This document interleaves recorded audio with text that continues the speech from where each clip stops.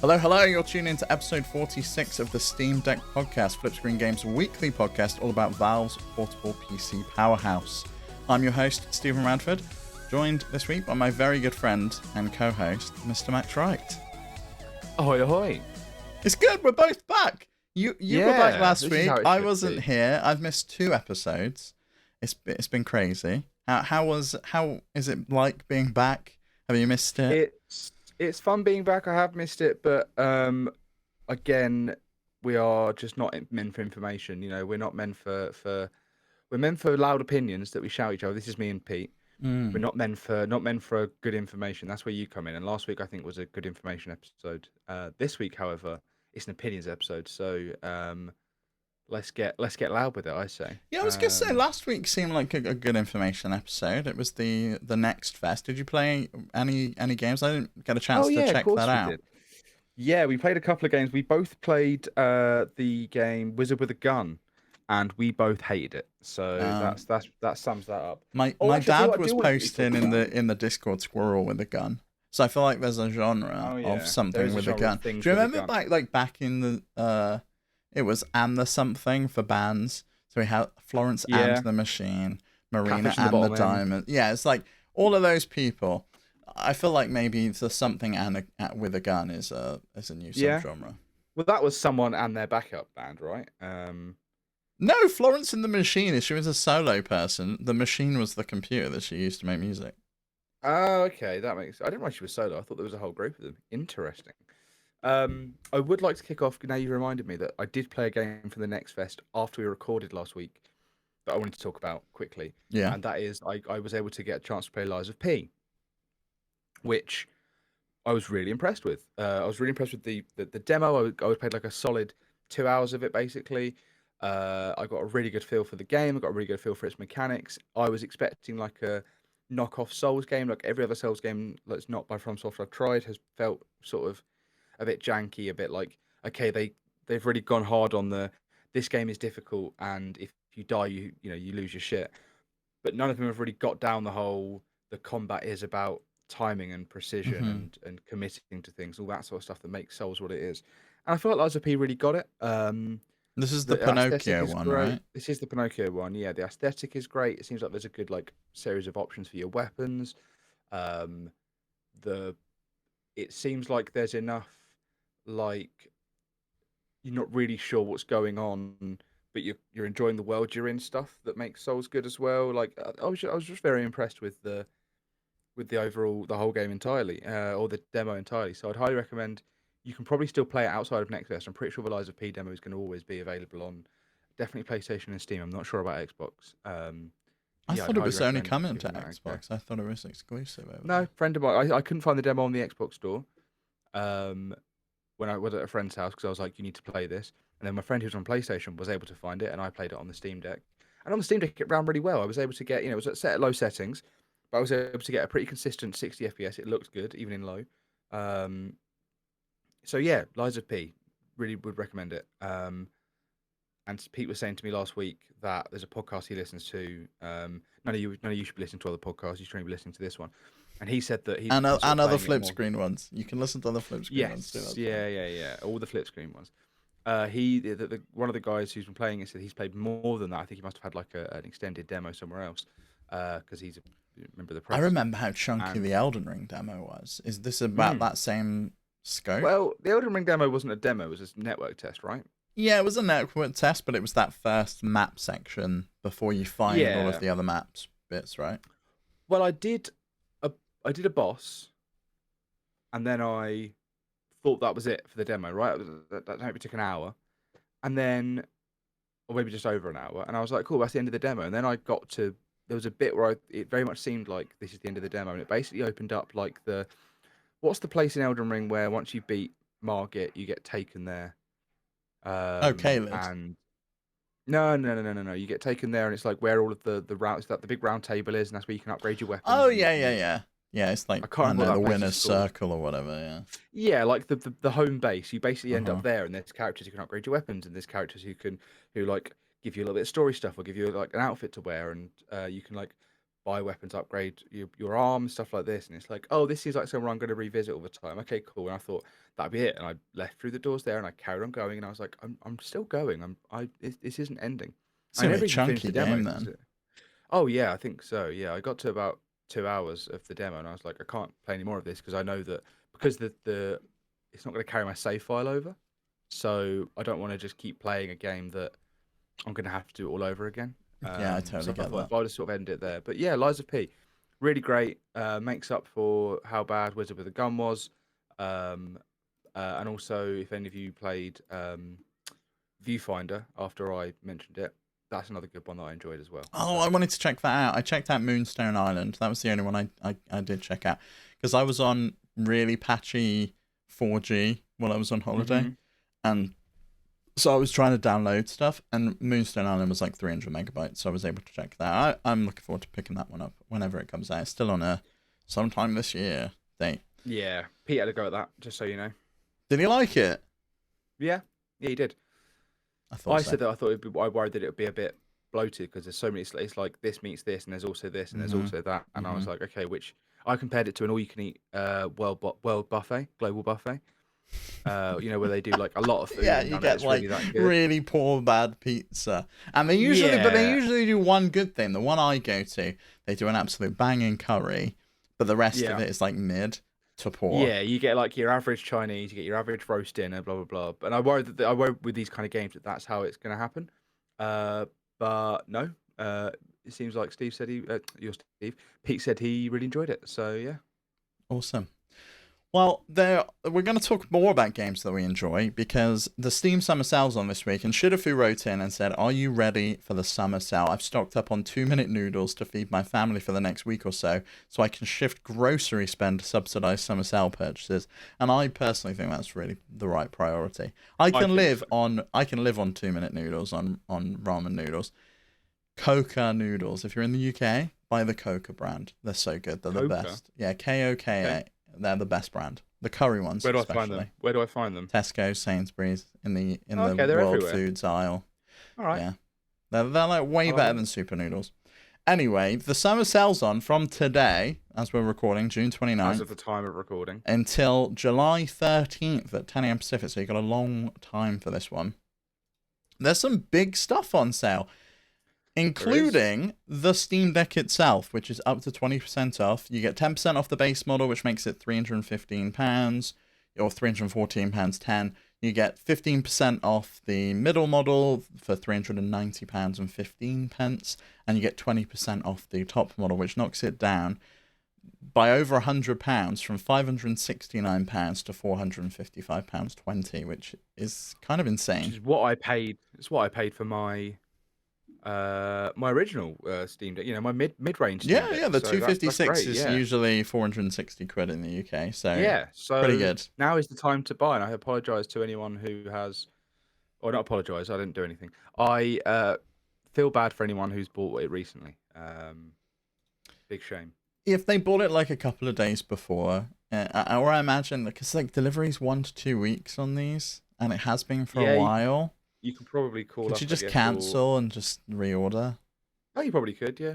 Or I would personally just email them and say, "Can I have the difference?" But yeah, can I have a refund? Even if it's in Steam credit, you're gonna spend it anyway. Yeah, exactly. Yeah. A couple of other things I want to point out though. The dock, 20% off, makes it £63.20, and it's worth pointing out. And I recommend go and watch our video review of the official dock. I still think it's a good value. There are a lot cheaper docks out there. I've got one, I think, from JSOX lying around here somewhere.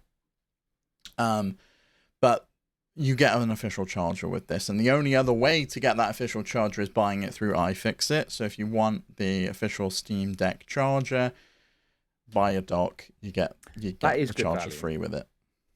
I wonder where my charger is. Oh, I know. I left my charger at a friend's house, and they haven't sent it to me. I remember this now. But it's fine, right? Because it's USB-C. So I charge everything with my MacBook's charger because it's like a massive brick. It's like 200 watts or something crazy. Yeah. Yeah, I've got one of those. A laptop broke at work and it had 2 of these USB-C chargers. And I was like, yoink, great. Yeah, and they're well worth taking, I think. But they've also put on sale specifically the top 100 games of all time played on the Steam Deck. So from the Steam Deck's launch until now, the top 100 games, every single one of them, I think, bar like 1 or 2, are on sale, which is just insane. Now, I thought these were in a specific order, so I was going to get you to guess, Max, what order they were in. Turns out they're not. The order changes every time. Before. Every time you refresh the page. Okay. Okay. So actually, yeah. So Pete's done this with me before, and I was awful at it. And I thought that I knew what games were and what games were out, and what games people were playing. Turns out I don't, and I was just struggling to even think of any games at the time. Would you still like me to try and have a guess? Yeah, I mean, I've put some of the big titles that I think are pretty big ones. So Forza Horizon 5 is 50% off at £25. Red Dead Redemption 2 is 67% off again for £19. Persona 5 Royal 40% off for $29.99, and Elden Ring is 30% off for $34.99. Can I give a couple of my top picks before I start guessing? Things that I think people should check out. These are probably all games that I've talked about on the show before, and people have heard me talk about. But Resident Evil Village is 50% off at £16.49, which I think is good value for a fantastic game. Monster Hunter Rise, the very base version of Monster Hunter Rise, is £13, which I think is also great value because I've played probably 200 hours of Monster Hunter Rise and Sunbreak combined, and I think it's just like the best Monster Hunter's ever been. If you've not played Monster Hunter before, it's a great way to start. I think the game's fantastic, and it's going to be, it runs really well on the Steam Deck. I mean, it runs really well on the Switch. I think it just runs even better on the Steam Deck, right? Yeah, I think you can probably get 60 FPS on the Steam Deck, which it has over the Switch. Tunic is on its first ever sale. Not first ever sale, I don't know why I said that. Tunic's on its first sale in a long time that's worthwhile, because Tunic seems to just skip sales. I've had it on my wish list for, since it came out, and I've maybe seen that sale pop up twice. I think it's like 30% off, something like that. About £17, £70.50 maybe. I've bought that. That was enough for me to bite the bullet on that. Oh, okay. One thing that is having its first ever sale, though, is Hi-Fi Rush. That's 20% off, and I think that's worth picking up. I think that's great value. My last shout out is Sekiro, Shadows Die Twice. One of my favourite games ever is at 50% off at £25. And I remember when I got this game a year after launch, I was shocked that I got it for 30 quid because it just never seemed to go on sale. And I think, 25 quid is probably the best price it's ever been. So I would highly recommend giving, if you like Elden Ring, if you like any of the Souls games and haven't been that bothered by Sekiro, or you don't think it's for you, it's one of FromSoft's best games they've ever done. So I highly recommend giving that one a shot. Yeah, that's the one I keep wanting to pick up. I've still not even finished Elden Ring, and good point. There's another one I really wanted to pick up based on your recommendation, which was Dredge. That's 20% off, down to £17.59. Yeah, that's fairly new. Brotato as well, which is like a Vampire Survivors game. That and Vampire Survivors are both on sale. If you've not played Vampire Survivors, it's $2.99 at the moment. Please go and buy Vampire Survivors. Right. It's one of the best games on the console. I think that one is like the best, like the second highest played game. I would guess. Yeah, it always is. It's always in the top. Hogwarts Legacy's. Yeah. Somehow Hogwarts Legacy is always at the top, and I actually couldn't tell you a single person I know that's played Hogwarts Legacy, but that's probably because they're just keeping it to themselves, maybe, that they're playing Hogwarts Legacy. Okay. Any backlash. That's my assumption anyway. But that's always consistently at the very top. Maybe these are in an order then. I kind of presumed that Hogwarts Legacy wasn't that. I think that's what threw me off. I thought that Elden Ring and Vampire Survivors would have been further up. No, every time they do the most recent best-selling, most played games on the Steam Deck, Hogwarts Legacy is sort of really up there. I always just go there and skip over it, but it is there. It's the best-selling game of the year so far as well, over Zelda, which I know has had a bit more time, but yeah, it's a very popular game. Yeah, it did. It came out in February. I thought it came out last year for some reason. No, it is a very, very, very popular game. Not as popular as Elden Ring though. Like Elden Ring, I feel like was more popular, but whether people didn't play it on Steam Deck, like you look at the number of user reviews on it. Hogwarts Legacy 150,000 user reviews. Elden Ring 509,000 user reviews. That is quite a lot. And The Witcher 3 is like I think only The Witcher 3 is higher on this list at 657,000 user reviews. But yeah, it's a lot of people have played those games. Yes, yeah, they're very, very popular. But is that on sale? Is Hogwarts Legacy on sale? Yep, Hogwarts Legacy is on sale. 20% off. But in my opinion, you shouldn't give that woman any money. No. No, I agree. But yeah, I think it's well worth checking out. I'm actually not picking anything up from the sale to answer Shidofu's question. Really? I am still playing Zelda, and I am still playing Diablo 4. And then after this, we just got the news that Baldur's Gate 3 is being moved forwards. So it's now coming out in August. So that's coming out sooner than we expected. So if I'm going to buy a game, the next game I'm probably going to buy is going to be Baldur's Gate 3 next month, rather than a game on sale that I won't get to anytime soon. Because I would imagine by the time I am ready to play the game that I've bought, it'll be the full sale, and I might as well wait until then to buy the game anyway, because I'm not going to play it. It's just going to sit in my library. It feels like you're calling me out here, because Tunic is just going to sit in my library for a while now, because I've still got to finish Zelda. I've got Resident Evil. When I bought my new GPU, it came Resident Evil 4. Cool, that was already on my list. I'm going to play that. I've still got... There's a huge list of games that I need to get to. One of them being Star Wars Jedi Survivor, which is one, again, that I have been waiting to play. So, yeah, there's a big list, and I think Tunic may have to wait. Yeah, Tunic was one, because it came to Game Pass, and Tunic was one that I downloaded, and it sat in my library for a very long time. Because I was like, oh, really? I'll play this, yeah, no problem, yeah, I'll definitely play Tunic, and then I just didn't. Okay, maybe I'll do the same. Do you know what I might do? I might install it anyway, and it can be like a nice break from Resident Evil 4. When I get a bit overwhelmed by Resident Evil 4, go play a Souls game instead. Yeah. Why not? Yeah, play Tunic instead. I do find those quite relaxing. There's just something really satisfying about being good at it. Yeah, I'd be interested to see your thoughts on Tunic. Definitely report back on that, because I feel like the main comments I saw on it was they should have just made this like Zelda combat rather than Souls combat. It doesn't match the style of the game. But I'd be interested to see what you think. I like a bit of juxtaposition. I like a little bit of juxtaposition. Me too. Yeah, I always do that. You ever played the game Dev Story? I used to play that on my phone all the time. And I remember this. I'd make like a pirate shooter game or something, and they'd like go away and they'd be like, oh yeah, this is great, or they would come back and it would be a complete flop. I used to love that game so much. If anyone played Game Dev Story, it is on Steam. All those Karasoft games are. This game. Please let me know, because I feel like I'm the only one that's played this thing. Anyway, before we get to the question block, we've got a few things to get through. First of all, thank you so much to our Patreon producers for the month of June. They are, of course, Arnold J. Rimmer, Christopher Valenz, Earth Visitor, Gabriel Hasselmeyer, aka Sobi, Snackugo, Ty the Dude, and Wakahula. Thank you so much for your support at patreon.com/flipscreengames. And if you want to support us, head over to our website, flipscreen.games. You can find the links to everywhere we are on the web, including Patreon, if you want to get access to some goodies, like early access to every episode. There's a secret chat in Discord that you can come join in at if you want to, and a bunch of other things that we're going to be adding soon. But also find us everywhere else on the web. Flipscreen.games, that's our website. All the links are there. Or come to flipscreen.social if you want to join our Mastodon instance. Anyway, Max, I'm going to hand it over to you for the question block. Lovely. Sorry, my light just fell over. So do you know what? Let's just ignore it and move on.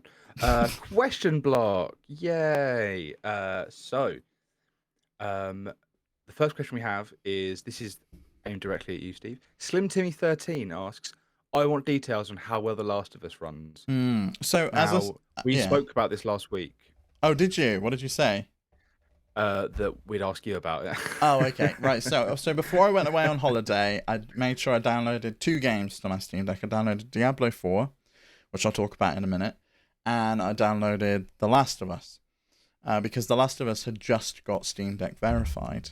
So out of the blue, they released this new update that was Steam Deck verified and added a bunch of shit in. When you first boot the game now, if you are booting it on Steam Deck, even if you booted it before, it'll say we've detected that you're running this on a Steam Deck. Do you want us to use the optimized settings, or do you want to go and configure it yourself? If you say yes, it'll use what they consider to be the right profile. They've added in essentially a new ultra low profile, which makes the shadows look like shit. They're dithered, they're awful. But you can now almost get 30 frames per second in most places, right. But it's still sub 30. Yeah, their solution is to make it game look worse. Yeah.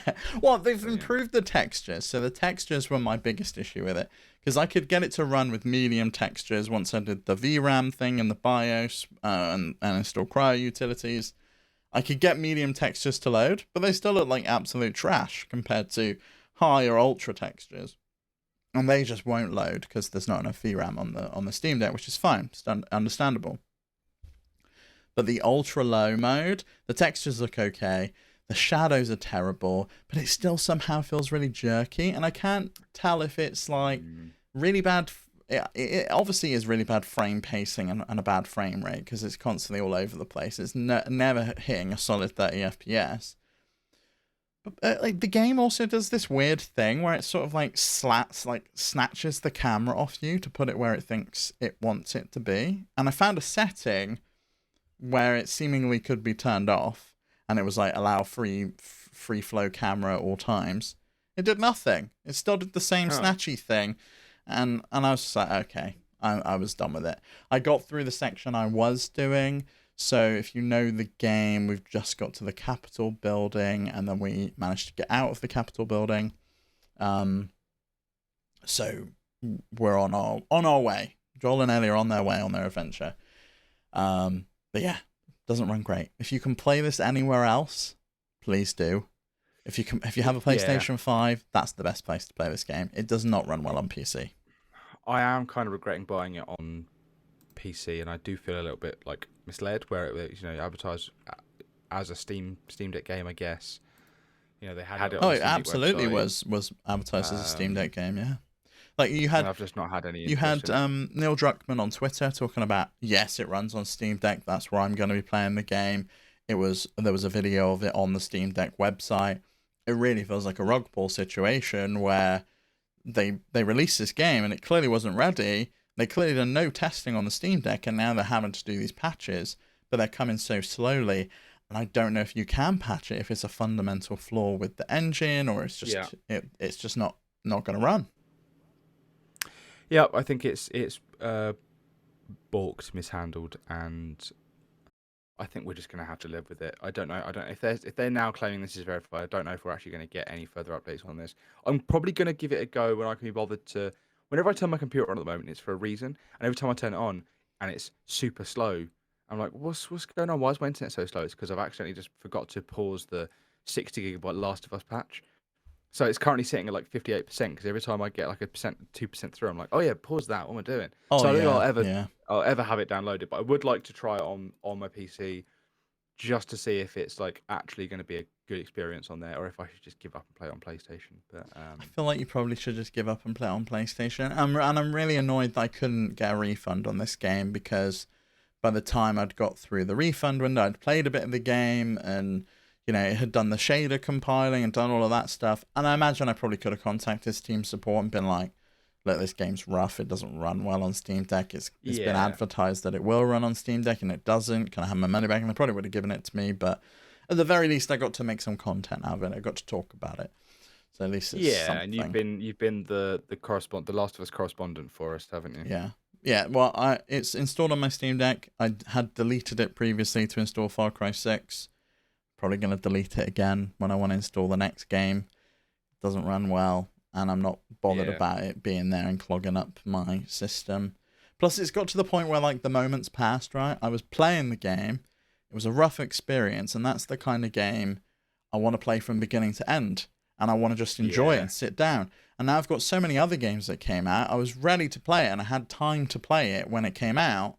But now I've got Tears of the Kingdom, and I've got Diablo 4, and I'd much rather be playing those games that are well made rather than The Last of Us. Also, you had the show sort of propelling you forward into, oh, I can't wait to replay the game, and now it's sort of like the show is now passed, and it's like, well, you know, maybe you sort of wound down there a little bit. So shame, but oh well, at least we know we can inform people on this show that, you know, don't buy it. The next question then. You ready for me to move on? Or have you got any closing thoughts on The Last of Us? No, that's it. All right, cool. So, Stevie Yaki, regular commenter on the show, has written in to say, do you use the deck for multiplayer, and what multiplayer games do you play on it? And what is the experience? Like, with it not being hardwired, I tend to use it for single player and jump on my Xbox for multiplayer. I would never play a local multiplayer game with this, as in like 2 people on the same system. I would never do that. Oh, I think he probably means online. Yeah, I know he does. Right? Yeah, I'm getting there, Stephen. Hold your horses. But I have played. I would imagine I'd use it in the same way I use my Switch. In like when we played Overwatch together on the Switch, we all sat in the same room with our Switches playing Overwatch. Or I have played Monster Hunter in the same room as someone else in that way. And I imagine this would work in the exact same way. I can't remember exactly what game it was, but there definitely is a game on the Steam Deck that I have used the Steam Deck's. You know, I've played multiplayer on it, and I can't remember what the game is. Yeah, Pete played Multiverses on it a lot, and I know Marvel Snap. I think he's played on it as well. I played Marvel Snap on it too. I mean, those games are obviously work fine, but I think as soon as you need to have communication and stuff, I'm not sure how. Because a lot of people use Discord and stuff now, right? So I have had Discord in the background while I'm sort of doing something with friends. I think it was golf with friends. I played golf with friends with Discord in the background. The best way to play that game is with a headset on your face. Golf with friends isn't on VR, is it? There's a VR golf with friends game, yeah. Is there? Well, there's Walkabout VR Golf, which is. Oh, maybe it's that. Maybe it's that I'm thinking of, yeah. Yeah. No, Golf with Friends is a different game. It's very, very simple. It's dumb, but I've played that on the Steam Deck with Discord in the background. Golf with Friends is £3.62, 67% off in the Steam sale right now for anyone that hasn't played it. Yeah, fantastic. It's really good, but only as a play with friends, dick about during multiplayer. You know, we did a lot of it during one of the lockdowns. I think it was the second or third lockdown. We played a lot of golf with your friends. Yeah, really fun game. So I think it depends where you're playing, right? Because I know if everyone's playing on Steam, Pete's had no issues with the communication, the built-in chat, and I've used the built-in chat. I've messaged people with it. I've tried the audio chat, works fine. Discord's obviously an option. You can have that running in the background, but some games have it built in as well. Like I've been playing Diablo 4. I've been playing that a mix between single player and multiplayer. Whenever there's friends online, I'll jump in, and that's completely cross-platform. So you can essentially form a party in the game in the same way that you can in like Fortnite, right? And it can be completely cross-platform. And it just uses the microphone that's built into the Steam Deck, and it works great. It's really, really good. So I've had no issues with it. In terms of performance, I mean, I think it depends on your connection and your router. I don't have any of my game consoles wired in with Ethernet. They're all just running on Wi-Fi. And I'm probably the dickhead that's making every single match on like Splatoon or whatever laggy. But I don't really care. I've had no problems. I don't think there's anything that in the Steam Deck's hardware that would suggest you'd ever had a bad experience getting with multiplayer. The only thing you might have issues with is like your friends playing on Xbox, you're playing on the Steam Deck, or you know, and they might not be on PC, and they want to use. Yeah, exactly. They want to be on Discord, and you don't want to have Discord running in the background. Like what I usually do with that though is I don't usually run Discord on my Steam Deck. I'll run Discord on my phone, and I'll put like an AirPod in. And I'll hear them through that, and then I'll have the sound coming through.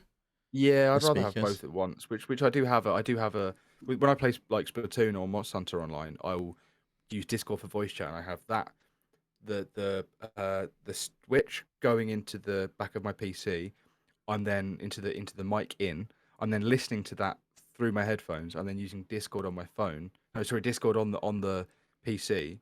So basically, the PC is running all the sounds into that and then back out into my ears, which is ridiculous. It's crazy that I have to do that, but I do it and it works really well. And But that's not something you need to do with the Steam Deck. You can just download Discord and I'm presuming you have to download that from the Discover Store in desktop mode, and then you add it to as a non-Steam game to your Steam library, and then it shows up there, and then you can boot it. So it's not a great experience. It would be much better if Discord was integrated into Steam, but I don't think it ever will be. Or it'd be much nicer if we had, I guess, like the Steam overlay that we have on desktop, where it can bring in like your Discord chat and your Discord friends list and like who you're in a party with, and that can be part of the overlay. It'd be cool if we could have that on Steam Deck. I would imagine at some point something like that will come. Because music's another thing I'd really like being able to have Spotify and have like that in the native audio controls that they've now put in. That's coming, right? Yeah. We do think there's something like that coming. I'm not a music at the moment on the latest version. There's that new music icon, and that's just for soundtracks in your library that I really don't care about. I'm not going to listen to them. I want to listen to my music while I'm playing something, or I want to listen to a podcast while I'm running around in Diablo and just chopping away at stuff. But while we're talking about Diablo, I'm a bit annoyed with the game, and I'll maybe talk about it on the Flip Screen Games podcast at length at some point, because I do want to talk about it in general and my general experiences with it. But my God, it needs an offline mode. Like, genuinely, seriously needs an offline mode. I mean, we should not have to sit through a 6-hour DDoS attack and not be able to play the game. Yeah. And also, I've been playing it majority single player anyway. It works in the exact same way that Diablo 3 did, except Diablo 3 had an offline mode, so I could play it on my Switch and I could take it wherever I wanted, and then if I wanted to party up with friends, I could do that as well when I was online. Yeah. I was away for a week. I couldn't play it. I tried. It was patchy. It would be laggy. It would freeze. It was crap. It was a crap experience, and I was really upset because I was away for a week, and on the downtime when you're away on holiday, I just wanted to be able to play some games, and I just couldn't play Diablo, and I was really excited about the game. But yeah, that really needs an offline mode, and I feel like every game should that is like has a single player experience, right? Because I can understand for something like Overwatch, there's no way you can play that game offline. It's a completely online experience. But Diablo has a single-player storyline. You can play the whole game from beginning to end on your own, not have to interact with anyone else in the world. And I can't play that offline? Why? I do think it is...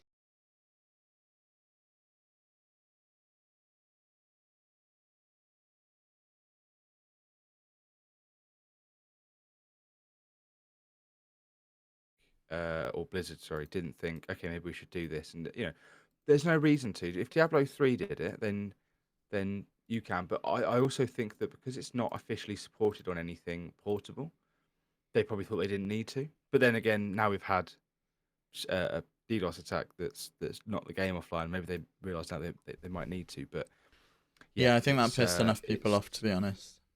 Yeah, I think so, and I think it's a game I'm really interested in giving a go at some point, just purely based on your reaction. You're the only person I've seen like actually have like an opinion on this game, and it's the only opinion I've cared about because I really want to, give this game a go now. But listen, Max, not in the state it's in right now. If it's in a great state, if you're having an internet connection, I would say if you want to check it out, just drop me a message. I'll help you through.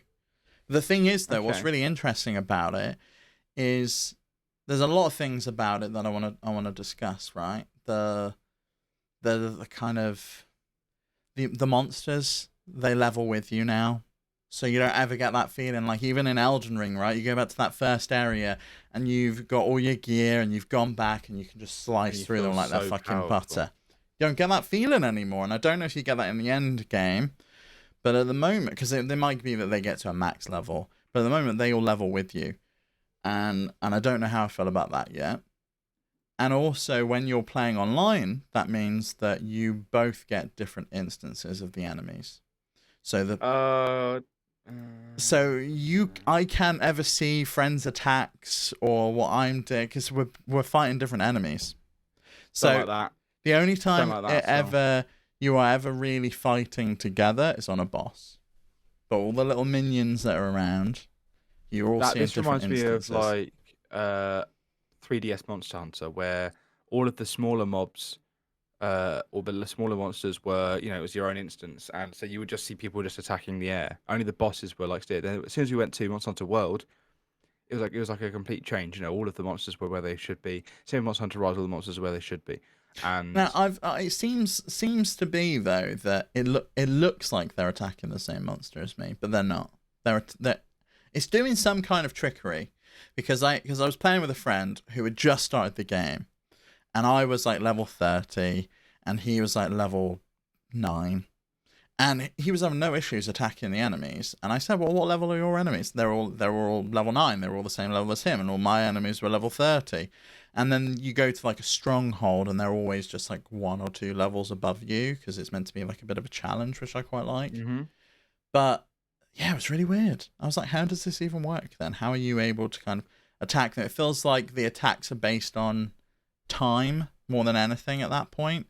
Yeah, you know what I mean? That's interesting. But yeah, I wonder if there's probably some tricky there. But at least it's not like you're seeing completely different things, and you can sort of collaborate on things. So it seems like if whatever they're doing seems to make it so that you can feel like you're playing together. Whereas without fighting the main monster of Monster Hunter, it did feel like we were just in a world together until the big monster appears.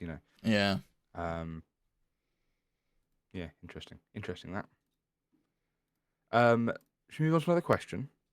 Yeah. And actually, I wonder if this is a question for you. Now you're playing a Windows game, or a game that sort of only seems to work on Windows properly at the moment. Oh no, you got Diablo 3 to work really, 4 to work really well, didn't you? Actually. Yeah, Diablo 4 works really well, and you know what? This question from Shidafu is I think important. It might be worth touching on that one, because that's another thing that is worth considering, Stevie Eki, is that you have to check that the multiplayer game you actually want to play works, because some work and some don't because of easy anti-cheat support or whatever it may be. Might not work on the Steam Deck, which is weird. Yeah, that's true. So let's go into the question then with that you mentioned there. Shidifu has said, do you think Valve will ever be able to accommodate more anti-cheat systems via the Proton prefix without contribution from game devs or publishers? Considering devs like Bungie have made it... Have I said that right? Is it Bungie or Bungie? Bungie. I said this last time. Considering devs like Bungie have made it clear they do not intend on supporting the Steam Deck or Proton at all. Steve. Do you call it a Bungie jump? Man. No, but I don't know if they... I don't know if... I would say Bungie jump, but I don't know if they would be Bungie or Bungie. I don't know. Fair enough, yeah. I don't think it's possible. So they have already added support for these runtimes, the Easy Anti-Cheat runtime. If you play a game or you download a game from Steam that has Easy Anti-Cheat built in, it'll download that runtime. I believe it's called BattlEye, which is the system that Bungie uses, and it's proprietary, and it relies on a connection to their server, and it's monitoring a load of metrics that you're doing on your machine. It's maybe looking at what other processes are running and seeing if you're running anything that they know is a piece of cheat software. It's checking, similar to how a capture would work on a website, it's checking to see if your mouse movements or your joystick movements are like an actual human beings and they're not perfectly precise and pristine that's being done by a machine. So I don't think it's possible, unfortunately. I think they just need to get these developers on board, and I don't know what they do to get someone like Bungie on board. Maybe this comes from Sony's side in the case of Bungie, where Sony's remit seems to be, we want all of our games on PC. We know Marathon's coming. It's a cross-platform game. It's not only coming to PC, it's also coming to Xbox.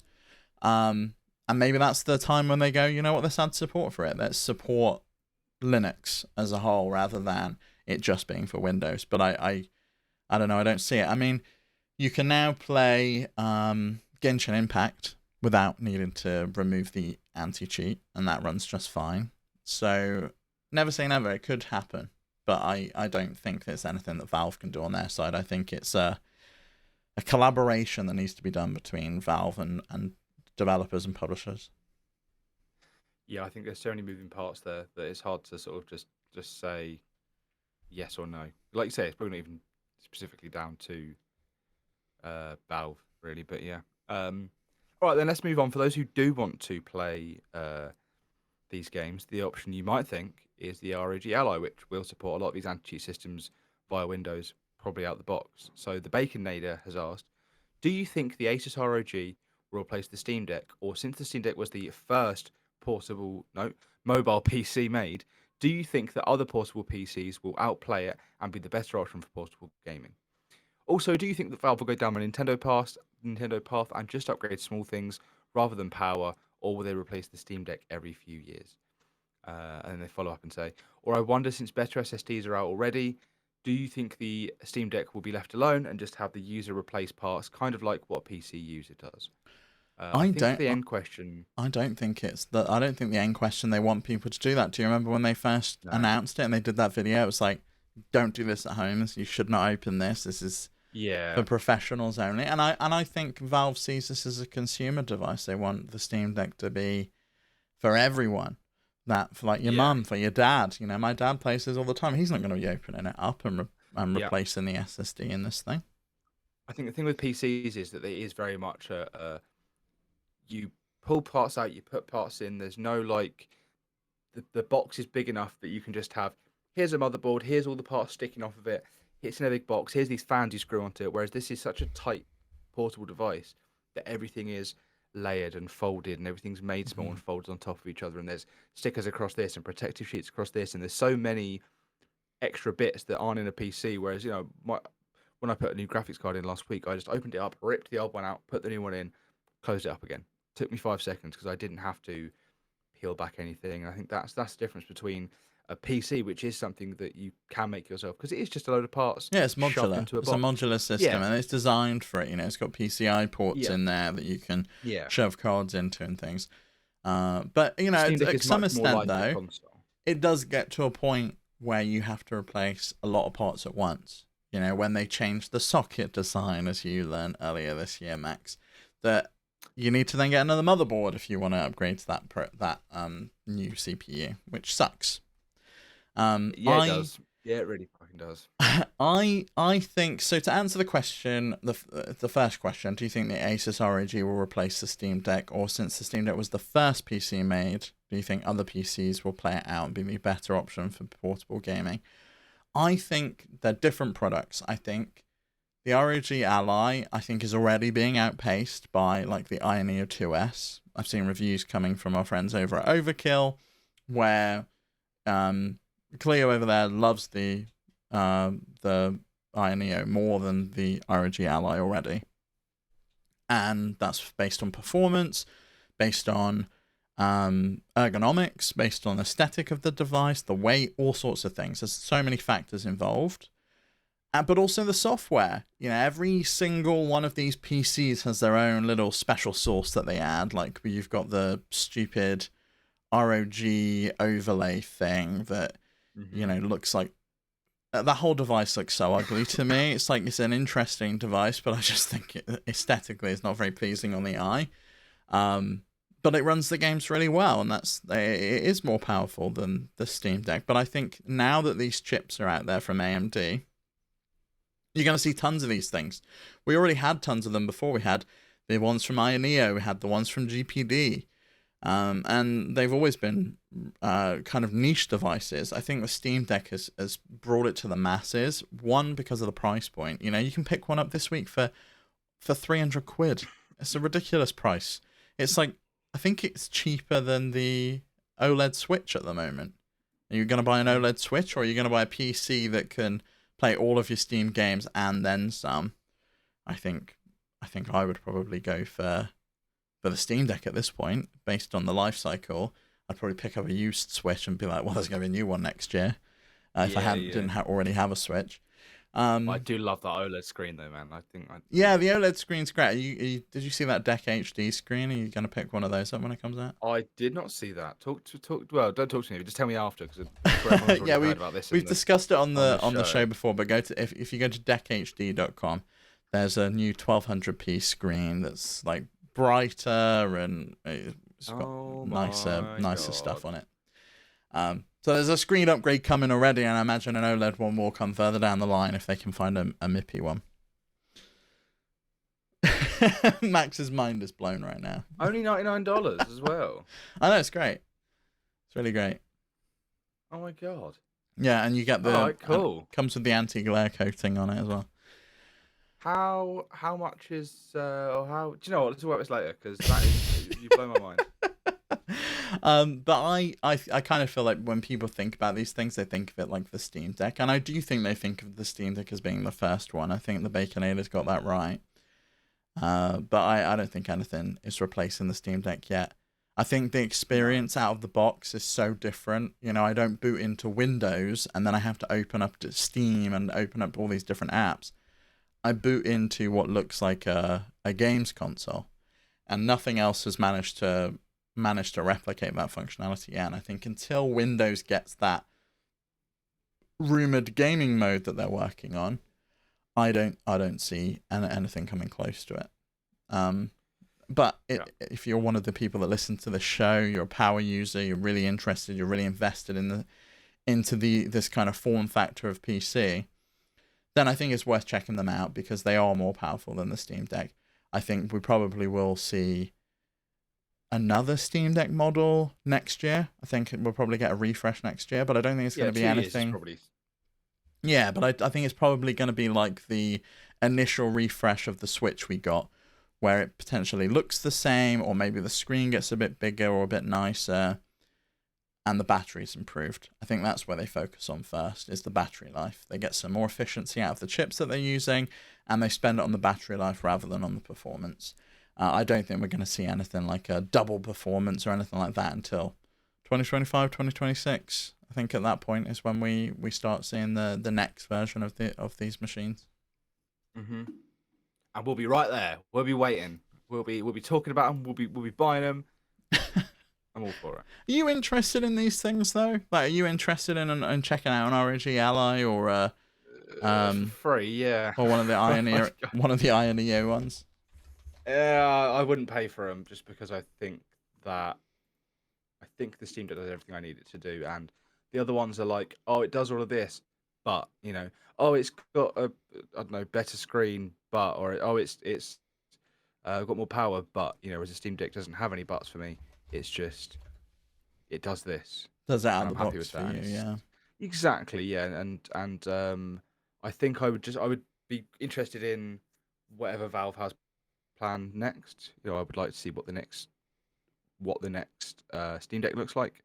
I'm in no rush to buy one, but hey, when it comes out, I think it's well worth obviously us checking it out. But I think I'm very excited for where we go from here, and it's exciting seeing these other devices pop up and seeing what they can do, even if they don't appeal to me directly, because it makes me more excited for the competition breeding, you know, more of these things, and then seeing what the Steam Deck's going to do in the future. So yeah, I think the problem at the moment is nothing's come close in price point, right? The Aya Neos, for the more powerful ones, you're still looking at 800 to over £1,000. Like they're retailing, they're going to retail at $999 for the base model, and they're on their Indiegogo.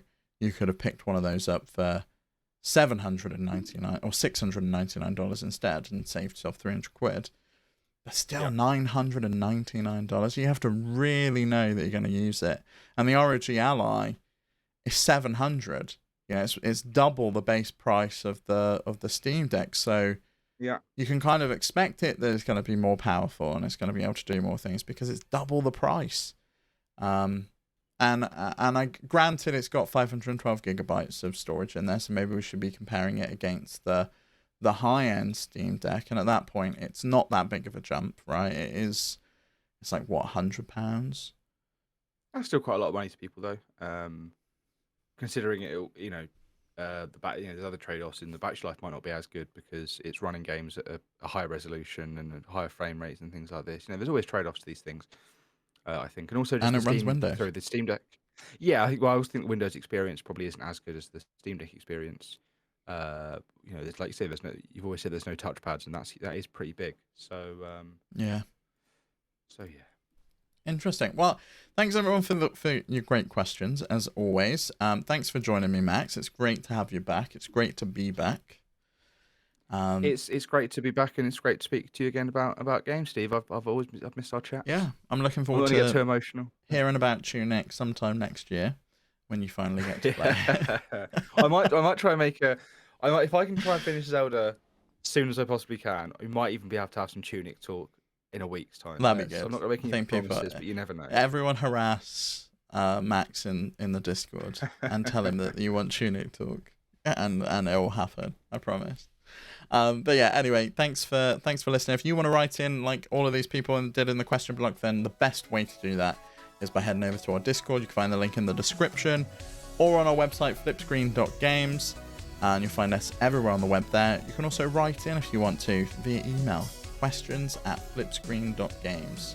We should check if there's any emails over there. I'm sure there probably are, queued up from when I was away, because I don't think Pete checks that inbox. So if I don't have access to it. If you did write into questions@flipscreen.games in the last 2 weeks and no one's read your email, then I apologize, because it's me that manages that email address, and I was not here. But anyway, that's all for this week, and we shall see you on the next one. Bye. Bye.